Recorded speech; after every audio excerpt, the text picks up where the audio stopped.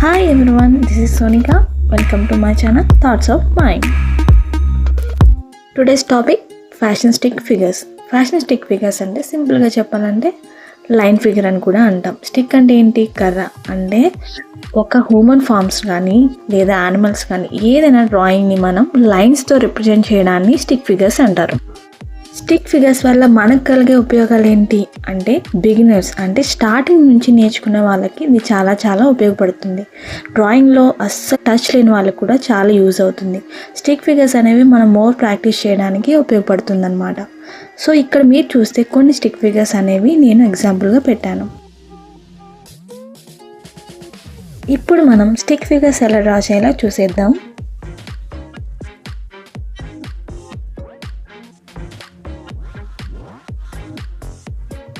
First మనము ఒక paper, pencil, scale అనేది తీసుకోవాలి.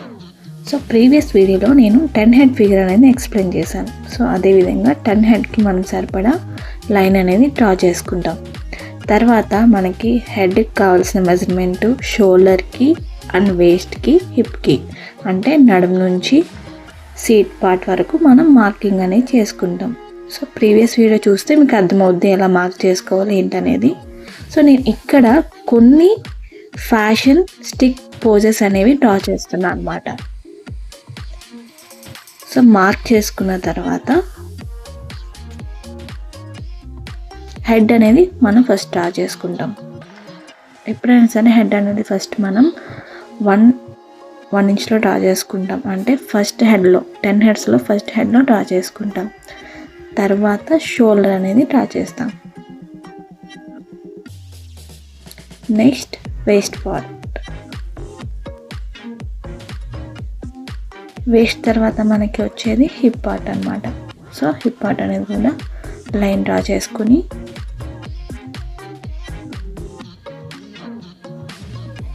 దాన్ని కంప్లీట్ చేసుకోవాలి. మీరు ఇక్కడ గమనిస్తే నేను మొత్తం లైన్స్తోనే డ్రా చేస్తున్నా.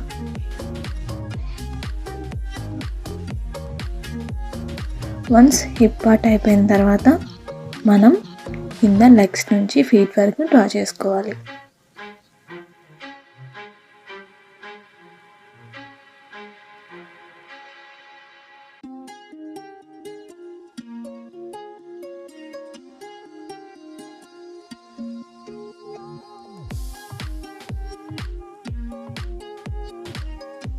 లెగ్స్ కంప్లీట్ అయిన తర్వాత హ్యాండ్స్ అనేవి డ్రా చేస్తాం.